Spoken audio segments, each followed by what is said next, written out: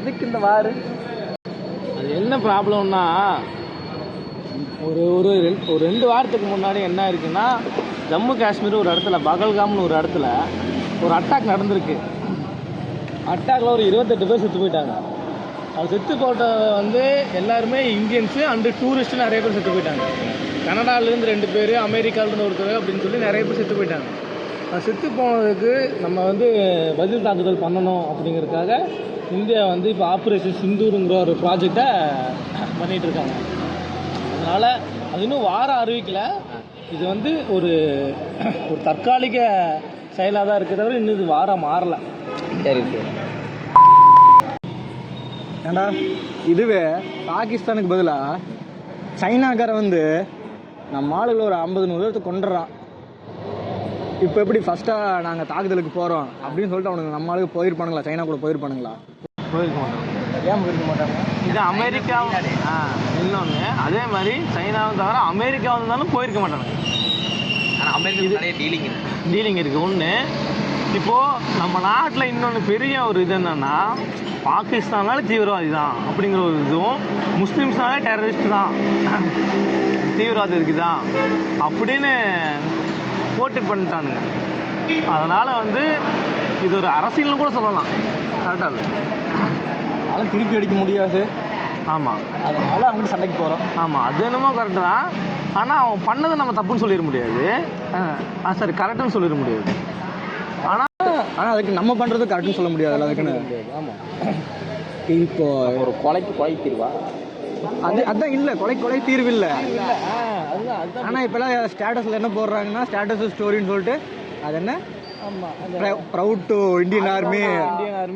அதில் வந்து நிறைய தற்புரிக்க ஜெய் ஸ்ரீராம் போட்டுருக்கானுங்க. சிவகார்த்திகேயன் அமரன் பைபிள் தான் இன்னும் வெளியே வரல, அமரன்ல இருக்கான். ஓகே தான், ஆனால் இருந்தாலும் இப்போ பேசுகிற மாதிரி கொலை கிடையாது. அப்படி பார்த்தா இப்போ வந்து அங்கே வந்து இப்போ மீடியா இருக்கனால இதெல்லாம் தெரிஞ்சிருச்சு, இந்த கொலை நடந்திருக்கு, இப்படி தாக்கல் பண்ணியிருக்கான்னு சொல்லிட்டு. நம்ம ராமேஸ்வரத்தில் வருஷம் நடக்குது. வருஷம் அந்த மீனவர்களை கொண்டுட்டே இருக்காங்க. அவங்ககிட்ட யார்கிட்ட சோசியல் மீடியாவில் ஒன்றும் இல்லை. வருஷத்தில் கிட்டத்தட்ட இப்போ வரைக்கும் கிட்டத்தட்ட 850 பேர் செத்துருக்கானுங்க. நம்ம பதில் தாக்கல் பண்ணியிருக்குமா? ஒன்றுமே பண்ணதில்லை. அதே நம்ம பக்கத்து நாடு ஸ்ரீலங்கா தான், அங்கே போய் நம்ம தாக்குதல் பண்ணது கிடையாது இப்போ வரைக்கும். பண்ணவும் மாட்டோம். அவங்க விடுன்னு சொல்லிட்டு நம்ம போய் ஒரு அறிக்கை கூட பிரதமர் பேசுறதில்ல அதை பற்றி. தமிழ்நாடுறா, நம்மடா, நமக்கு எப்போ அவன் சப்போர்ட் பண்ணுவான்? அவன் காஷ்மீர்னா அவன் சப்போர்ட் பண்ணுவான். நமக்கு அங்கேருந்து சப்போர்ட்லாம் வராதுடா மேலிடத்துல இருந்து. ஆனால் அது தெரியாமல் இங்கே இருக்க நம்ம காஷ்மீர் நமக்கு வேணும்னு உள்ளூரையே காப்பாற்ற முடியல, இது காஷ்மீர் போய் காப்பாற்றணும்னு சொல்லிட்டு ஃபஸ்ட்டு தமிழ்நாட்டில் இருக்க பிரச்சனை ஃபஸ்ட்டு பேசினாதான் அது வந்து வெளியே கொண்டு வர முடியும். இப்போ காஷ்மீரை பற்றி பேசுறதுக்கு நிறைய பேர் இருக்காங்க நாட்டில், எல்லாருமே காஷ்மீர் பற்றி போய் பேசுகிறாங்க எல்லாருமே. ஆனால் தமிழ்நாட்டில் இருக்கிற பிரச்சனையை எந்த ஒரு மீடியாவுமே அவ்வளோ பேச மாட்டேங்குது, இவ்வளோ தூரம் எடுத்துகிட்டு போக மாட்டேங்குது. அப்போ இன்னொன்று, இப்போ பார்த்தீங்கன்னா நம்ம வந்து தாக்குதல் பண்ணிட்டோம் ஃபஸ்ட்டாக. இது வந்து அதிகமாக பாதிக்கப்படுறது யாருன்னு பார்த்தா டெரரிஸ்ட் தவிர அவங்களுக்கு மக்கள் தான் பாதிக்கப்படுறாங்க. எல்லாம் பயந்து ஓடுறாங்க. ஸ்கூல்லலாம் பாடம் சொல்லி தர மாட்டேறாங்க. திடீர்னு வெடிக்கிட்டு வந்தால் எப்படி டெஸ்கில் போய் ஒளியிறது அதை சொல்லி தந்துட்டு இருக்காங்க ஸ்கூலில். இப்போது எனக்கு என்ன ஒரு கேள்வின்னா, இப்போ காஷ்மீரில் பிரச்சனை போயிட்டு இருக்கு. இப்போது அவங்கள எல்லாத்தையும் கொஞ்சம் நாள் அந்த பிரச்சனை முடிகிற வரைக்கும் கொஞ்சம் வெளியே கூட்டம் வச்சு முடியும்ல. கவர்மெண்ட் நினச்சா எங்கே வேணால் கூப்பிட்டு வைக்கலாம்ல. அதை பண்ணாமையே அங்கேயே அவங்களுக்கு பாதுகாப்பு கொடுக்கணும், அவங்களுக்கு இப்படி பண்ணணும்னு சொல்லுதுன்னு எனக்கு தெரியல. எப்படி இருக்குன்னா, முஸ்லிம்ஸு இந்துக்கு நடக்க சண்டை அப்படிங்கிற மாதிரி அதுதான் உண்மை போல. அப்போது அந்த பகல்காம் அட்டாக்கில் கூட ஹிந்துவான் சார் நீ முஸ்லீமான்னு கேட்டுட்டு சுட்டானுங்க அப்படின்னு சொல்லி ஒரு பிரச்சாரம் பண்ணானுங்க. அதில் என்ன சொல்கிறாங்கன்னா, அந்த கர்நாடகாவில் ஒருவோட ஹஸ்பண்டு கொண்டுட்டாங்க. நீங்கள் ஃபோட்டோலாம் பார்த்துருப்பீல, ஒரு பொண்ணு உட்காந்துருக்கும் பக்கையில் பக்கம். அந்த பொண்ணு சொல்லுது, இப்படி வெறுப்பு பிரச்சாரம் பண்ணாதீங்க, ஃபஸ்ட்டு மக்களுக்கு பாதுகாப்பு கொடுக்குற வழியை பாருங்க அப்படின்னு சொல்கிறாங்க. ஆனால் அதில் இருந்தவங்க யாருமே வந்து அதை பெருசாக அக்செப்ட் பண்ணல. இதை முஸ்லீமாக கேட்டு கொண்டாங்கன்னு சொல்லி இவங்களாம் வந்து ஒரு ஒரு பிம்பத்தை உருவாக்குறானுங்க. இதுதான் காலங்காலமாக நடந்துட்டு இருக்கு.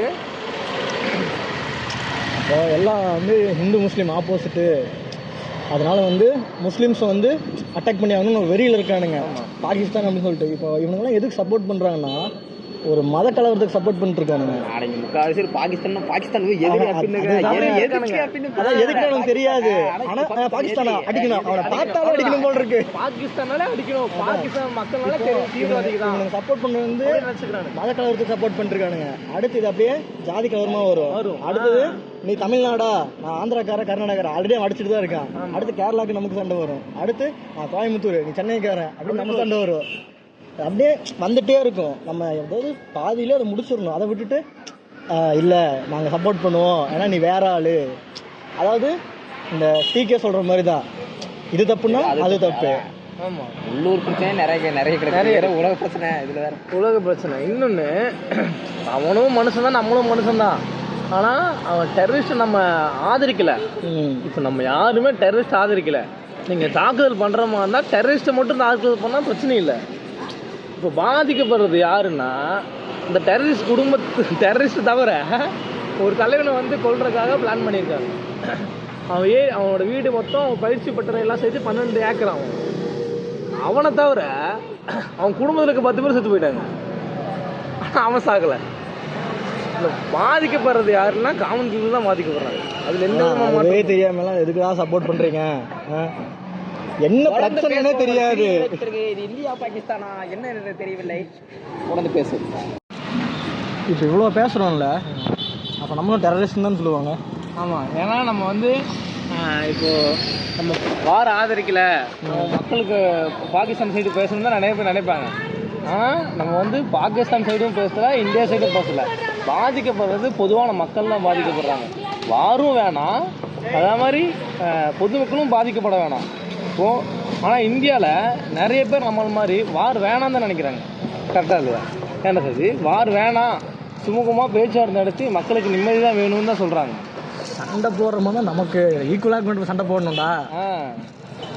ஆனால் இப்போதைக்கு வார் வேணாங்கிறத இந்தியாவில் இருக்க நிறையா மக்களோட எண்ணமாகவும் இருக்குது. ஆனால் சேம் டைம் நிறைய பேரோடது வார் வேணும்னு இருக்குது. நீங்கள் வார் வேணுமா இல்லை வேணாமா, மக்களுக்கு நிம்மதி முக்கியமா இல்லை வார் முக்கியமாங்கிறத உங்கள் கருத்தை நீங்கள் கமெண்ட்டில் சொல்லுங்கள். ஆண்ட பரம்பரை கம் டு கமெண்ட் செக்ஷன்.